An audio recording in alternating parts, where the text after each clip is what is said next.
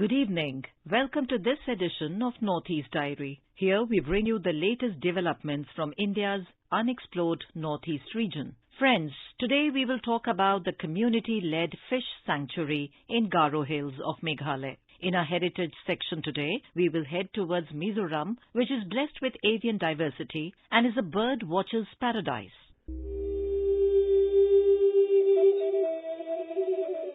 In Chandel district of Manipur, a non-profit organization has started teaching children of laborers working at General Reserve Engineer Force of BRO. Let's hear more from our Imphal correspondent. Chandel district of Manipur is a border district neighboring Myanmar, and the workers of Border Road Organization are deployed for road construction in the district. The children of these workers are helplessly stuck in a situation where basic education is not available. However, Chandel-based non-profit organization Wisecraft started the teaching project for these children living near army cantonment situated at Modi village in the district. Around 10 volunteers hailed from diverse professions, including a veterinary doctor and a music teacher, giving classes thrice a week. The project commenced this month. Speaking to Northeast Diary, founder cum president of Wisecraft, T.S. Munthung, said, Wisecraft Chandel as a club started in 2018. We decided to start with Wisecraft's teaching project. It is a project to make education available to the unfortunate group of students or children. Most of them are children of grave workers. These are the people who have been stationed in various border areas of Manipur.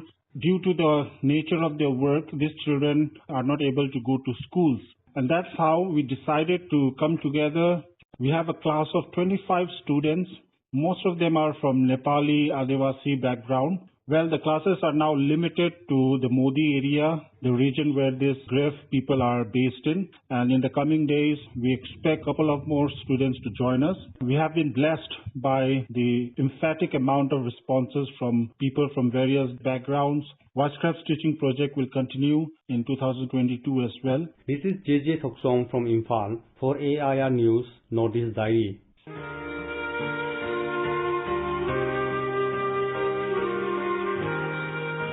In the last 2 years, the world witnessed an unprecedented global health crisis and emergency situations due to the outbreak of the COVID-19 pandemic. Most social and economic sectors and activities had to face lockdown.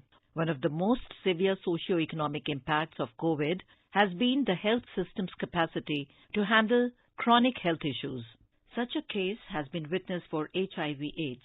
Our Aizawl correspondent tells us about the healthcare activities in prevention of HIV/AIDS. Among all states of India, Mizoram in recent years has shown HIV infection higher than the national average. This demands urgent tasks to consolidate the HIV responses so as to curb the HIV incidences. While the healthcare services were going on towards the goal, the pandemic has brought a phase to hold back accessibility in services. Evidence claims that the COVID-19 took serious form on those with underlying medical conditions. It has increased fear about disease severity among the people living with HIV. Here, acts, positive strategies and endeavors. Such one has been adopted by the State AIDS Control Society. Epidemiologist Dr. Richard C.L.R. Luna of the State AIDS Control Society said that their main focus is now HIV screening and testing, also to tackle the HIV prevalence rate. While braving the pandemic at the same time, they have been carrying out strategy titled as 95-95-95. On the 95-95-95, in the first 90, that is 72. So now 72% of PLHIV in Mizoram, that is people living with HIV, know their status.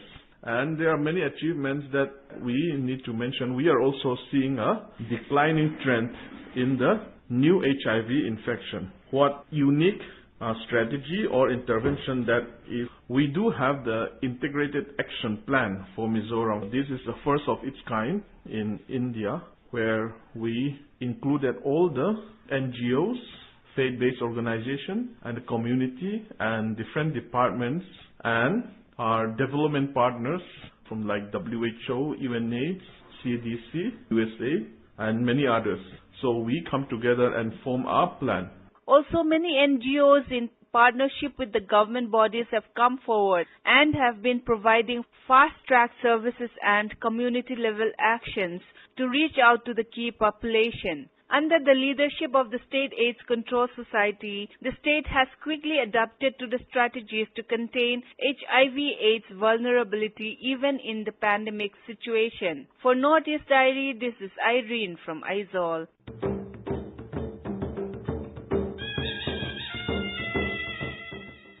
As many people are aware, Meghalaya is one of the few states in the country which has bountiful rolling hills and rivers, remarkable biodiversity, and varied tribal groups.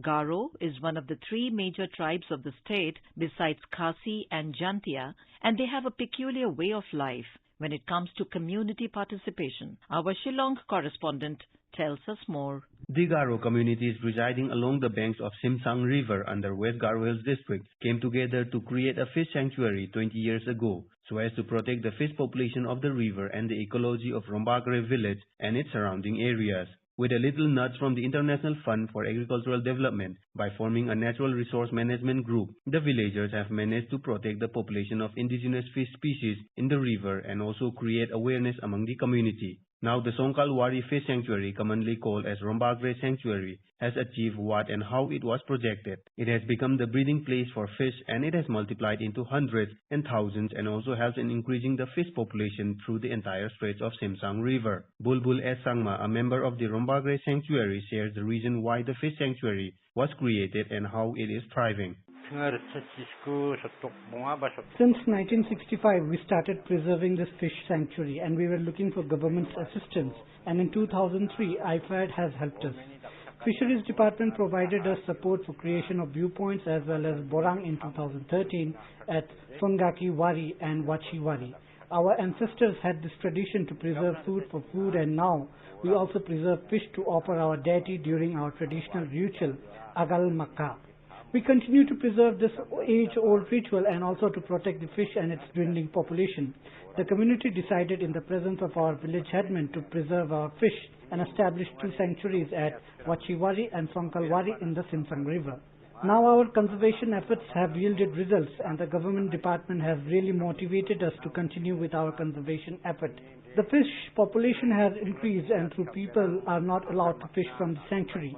Since the population of fish has increased, local fish from the adjoining areas. If anybody violates and fish in the sanctuary, a fine of rupees 40,000 has to be paid, and we also give rupees 10,000 to those who inform us about such violations. The fish sanctuary is now a tourist spot and we collect 5 rupees each from visitors and 100 from a group, and we use the money collected for different activities in the village, particularly during funerals. People from different parts of the world and India have visited the fish sanctuary.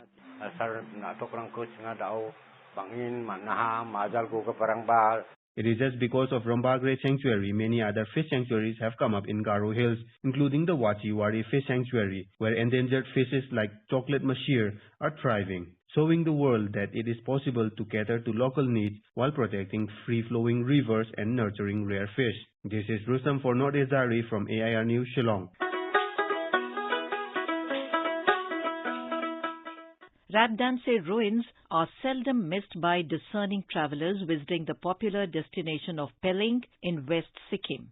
Rajdranji was the second capital of the erstwhile kingdom after Yuksom and remained the seat of power till 1814 AD. A report by our Sikkim correspondent. The Rajdranji Ruins stand tall among the places of heritage value in West Sikkim, which is home to many other historical sites. The old palace and monastery complex constitute a major part of the ruins, which are the remains of Sikkim's second capital after Yuksom. The remains are those of a once flourishing colony around the palace, which was constructed after the consecration of Chogyal Phunchok Namgyal in 1641 AD. Gangtok-based senior journalist Sarika Atray speak about the historical significance of the Rajdranji Ruins site. The ruins of Rajdranji in the west district of Sikkim is a burning testimony of the state's ancient glory, which for long was not known to the people living in other parts of the world.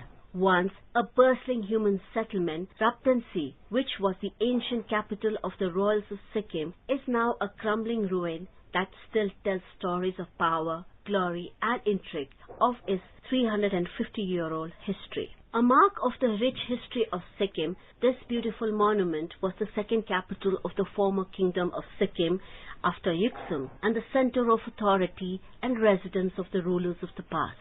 The Rajdranji Palace was constructed by Chogyal Tensuk Namgyal, the second king of Sikkim in the year 1641 AD.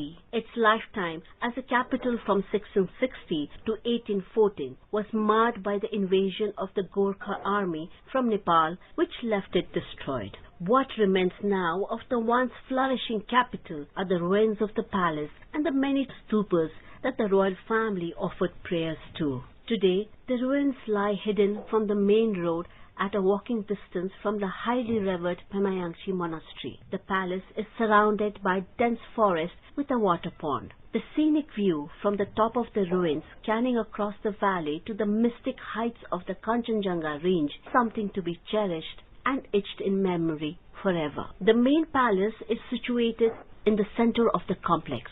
Remains of the well-laid-out stone structures with steps for elevation in different areas serve as evidence of the erstwhile palace. The antique nature of the ruins can be judged from its architectural style and quite simply from its moss-covered stones. The royal quarters have two large living spaces and an open stone courtyard. The Rajdranji complex also houses the Sidyong Tulku Bird Park, with about 200 of the 550 species of birds found in Sikkim. The entire complex is now maintained by the Archaeological Survey of India. With Saika Saka, this is Diliram Dulal for Northeast Diary from AIR News Sikkim. Arunachal Pradesh, the land of the rising sun, is the largest state of the northeast India, and it stretches from snow-capped mountains in the north to the plains of Brahmaputra Valley in the south. The prospect of tourism is immense in this state and is one of the most job-generating sectors in the state. Here's a report. Arunachal Pradesh is a land of mighty rocks and luxuriant forest, gentle streams, and raging torrents which displays nature in all her glory, raw and unspoiled and untamed in wild profusion of flora and fauna. About 82% of the mountainous state is covered with forest. To add more colors to this natural extravaganza, the state is home to 26 major tribes and over 100 sub-tribes having their own distinct culture, dialect and way of life. Arunachal Pradesh is mostly mountainous with Himalayan ranges along the northern borders crisscrossed with mountain ranges running north-south. Though it is the biggest state of northeastern region with over 14 lakhs population, the state is sparsely populated. But this thin population in fact has contributed in not altering the natural landscape. One of the most sought tourist destinations in the state is Tawang. Nestled in the Himalayas, Tawang is a charming hill station. With a rich culture and history, Tawang houses India's largest and Asia's second largest Buddhist monastery and is revered destinations among Buddhists. Temperature in Tawang dips below 0 degree during winter. This year, Tawang has started experiencing snowfall from last week. Another beautiful tourist destination is Mechuka in Siome district along Indo-China border. This place is known for its beautiful landscape and adventure tourism like paragliding, rafting, etc. Jiro in Lower Subansiri district is another tourist hotspot after Tawang in the state. Jiro Plateau is also known as the rice bowl of Arunachal Pradesh, as people of the area has a unique way of integrated farming method of fish-cum-paddy cultivation. The Jiro Music Festival is an internationally acclaimed annual event. Apart from this, some historical remains dating back to ancient times are also point of attractions for tourists. Bismarck Nagar Archaeological Site, Malini Than Archaeological Site, Parsuram Kund, the Ita Fort, and the recently unearthed large burial ground with about 1,000 graves of Allied soldiers from World War II in Changlang district are some of the important ones. The capital city Itanagar got its name from the medieval monument Ita Fort, situated in the heart of the city. The Ita Fort is believed to have been constructed in the 13th and 14th century by the then Sutiya king who ruled over the region. There's also a legend behind why the fort was constructed. According to local folklore, a king from the plain was so attracted towards a hill tribal girl that he married her and built the fort for her. Apart from all this, the state is a biodiversity hotspot and houses innumerable plants and animal species which attracts wildlife enthusiasts from across the world. In Arunachal Pradesh, the concept of hotel is not very much popular in rural areas, but beautiful and cozy homestays are almost available across the state. Arunachal Pradesh falls under restricted area and official permission is required to enter the state. Therefore, the visitors other than native of Arunachal Pradesh are required to obtain an inner land permit for entry. One can apply for inner land permit online. Individual foreigners visiting Arunachal Pradesh or East Kameng district require restricted area permit from the Ministry of Home Affairs, Government of India. For Northeast Diary, this is Rakesh Tole, AIR News, Itanagar.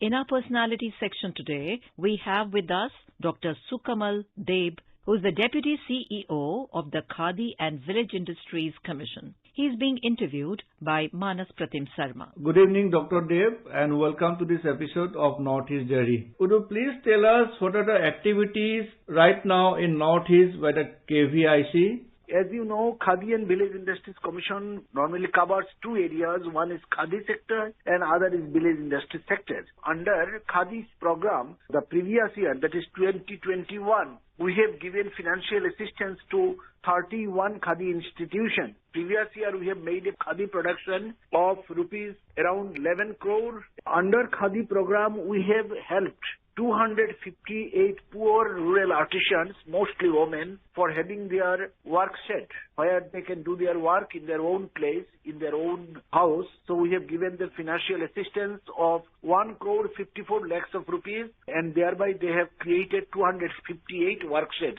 in various villages of the Northeast region, especially in Assam. Beyond that, in Northeast region, we have renovated 9 Khadi and Village Industry sales outlets. We have been doing various exhibitions. So this is what we are doing under Khadi program. Then we have taken up another flagship program of the Ministry of MSME, which is called Honey Mission. Under Honey Mission, in previous 3 years, that is up to 2021, we have distributed 19,620 bee boxes along with bee colonies and other equipment. We have provided them training, and thereby we have spent 15.39 crores of rupees, and we have created employment to the tune of 2,940 persons under Honey Mission. We have another program which is called Kumhar Shashakti Mission Program, or this is called Mineral-Based Industries, where we are distributing electrically operated potter wheels. And in last 3 years, we have provided 1,270 electrically operated potter wheels to the beneficiaries, especially women, in the state of Assam, Tripura, Manipur, Nagaland and Meghalaya. In doing this, we have spent 52.28 lakhs of rupees. We have a cluster development program which is called Scheme of Fund for Regeneration of the Traditional Industries. Under this, in last 3 years, we have provided financial assistance for 11 numbers of clusters. Total fund provided is 7 crore 84 lakhs of rupees. And these are established in the state of Assam, Tripura, Manipur, Nagaland, Meghalaya and Sikkim. Beyond this, we have a flagship program which is called Prime Minister's Employment Generation Program. From 2018-19 till 2020-21, we have successfully established 23,715 micro enterprises in the various places of the northeastern region. In doing this, Government of India has spent subsidy or margin money to the tune of 424.80 crores of rupees, and we could generate bank finance to the tune of 1,153.02 crores of rupees. Under this scheme alone, we have created employment for 1,89,720 persons.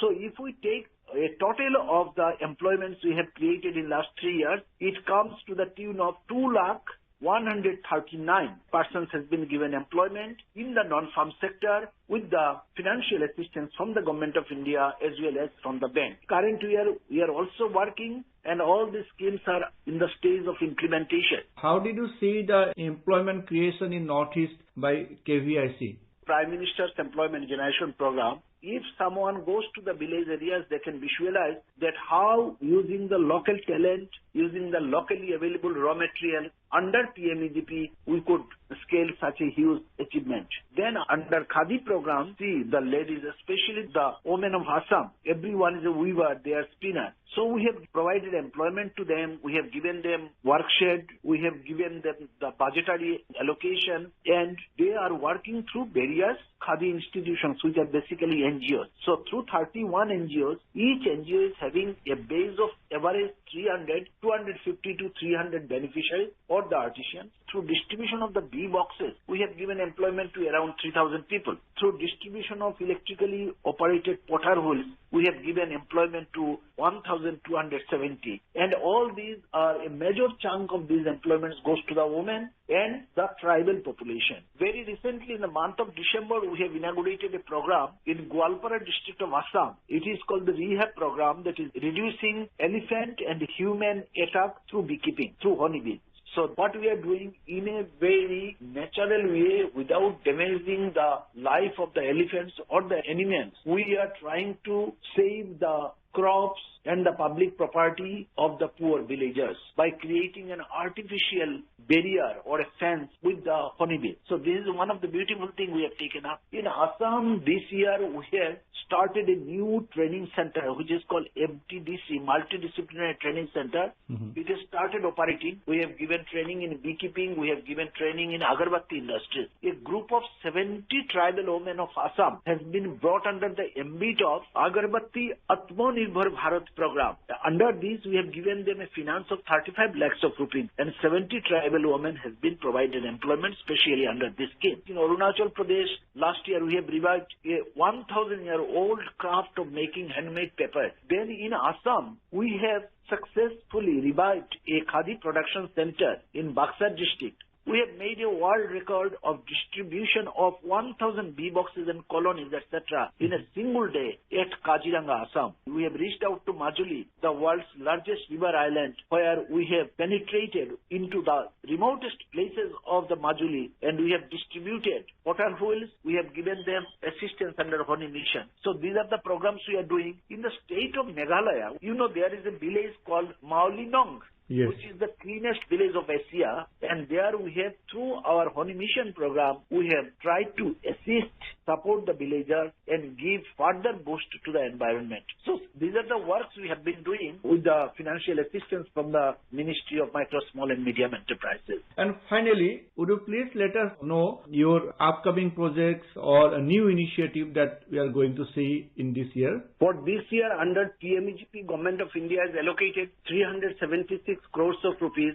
as a margin money or subsidy, and to absorb this fund, we are in need of around 800 crores from the banking sector. So we have been in continuous touch with the banking sector and having a high target of creating at least 70,000 employment in the northeastern region through this program. Then we have been working on the Honey Mission program, on the potter wheel distribution program, a normal Khadi program. Besides that, I have received an information yesterday from the KVIC Central Office, Mumbai, that the ministry has considered to provide some COVID relief fund to the Khadi and village industry sector, and I have been asked to prepare a plan of promoting 3 programs in entire Northeast region. These 3 programs are Honey Mission program, potter wheel distribution program, and Atmanirbhar Agarbatti program. So we have been working on it, and we are of the faith that we will be able to do some additional good work. Pray that the COVID situation does not get worsened. Dr. Dev, thank you for the inputs and valuable times again. Thank you.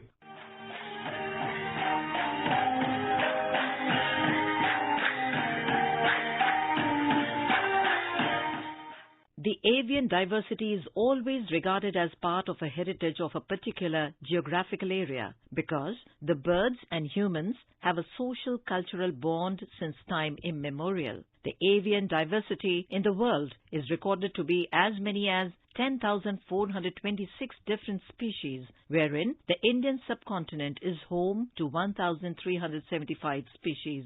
And this is 13% of the world's bird population. According to a report, India, with a variety of geographical and climatic conditions, has huge varieties of birds. In India, Mizoram, a part of the Indo-Myanmar biodiversity zone, is undeniably a bird watcher's paradise. In fact, the diversity of bird species and their huge population is regarded as a rich heritage of Mizoram in terms of biodiversity. However, like many hotspot areas, many species are presently near extinction. For more details, let us go to our correspondent from Aizawl. Mizoram is part of the Mizoram-Manipur-Kachin rainforest ecoregion, which is reported to have the highest bird species richness of all ecoregions in the Indo-Pacific region. According to the latest report, the state holds 671 species of birds. They come under 68 families, and among them are 4 frugivorous families, 40 families are insectivores or predatory, and 23 omnivorous families. The state is just as famous for its birds with some great rarities. Experts said that several factors and variability within the state's habitat, such as topographical, climatic, and forest, have contributed to avian diversity and richness. The most attractive and typical species of birds found in the state is Mrs. Hume's pheasant, which is regarded as the state bird. Other spectacular birds are called as Blight's trogopan, Blight's kingfisher, Rufous vented, and pot-breasted laughing thrushes. Other species like crested finchbill, olive and flavescent bulbul, and purple-throated sunbird are commonly found in the state. However, according to the BirdLife International report, 4.6% of Mizoram birds are being threatened with extinction. The small population of Blight's trogopan are now confined to the cliff of Phongpui National Park and Lengteng Wildlife Sanctuary. A research scholar in zoology, Dr. Lal Omoya, who did his research on birds of Mizoram, is also working for conservation of birds in the state. He observed that the shifting cultivation-induced uncontrolled forest fire and hunting have created havoc to the dwindling population of birds. This is reported that a loss of large, tall, and old-fruiting trees and logging and timber production resulted in the reduction of large birds like the great Indian hornbill and the vulnerable rufous-necked hornbill. He further opined, "We are presently working on conservation and scientific studies of the wild fauna of Mizoram and their habitat. The main threat faced by the wildlife of Mizoram are uncontrolled hunting, deforestation, and wildfire. Talking about birds, recently the hunting pressure increases many-fold with the introduction of scope-mounted air rifle. To save our wildlife, especially the birds, the government have to ban the possession of air rifle, and stringent enforcement of the Indian Wildlife Protection Act 1972 against the poacher is an urgent need." Conservationists observe that the birds play an important role as a pest control agent, pollinators, and afforestation agent. They maintain that the scientific studies and efforts to conserve the declining avian population is the need of the hour to save the rich biodiversity of the state. For Northeast Diary, this is Irene from AIR News, Aizawl. And before we wrap up the show, let us enjoy some popular music from Nagaland.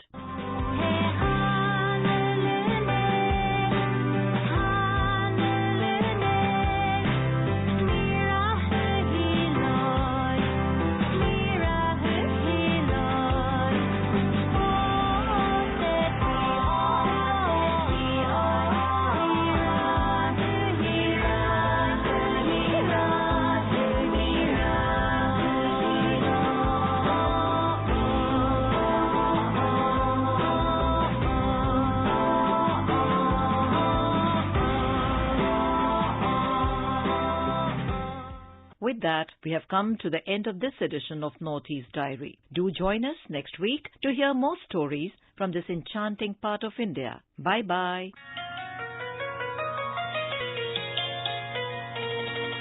This program was narrated by Anuja Kumar, produced by Sharmila Goswami, and assisted by Kamlesh Mudgal. This program was brought to you by News Services Division of All India Radio.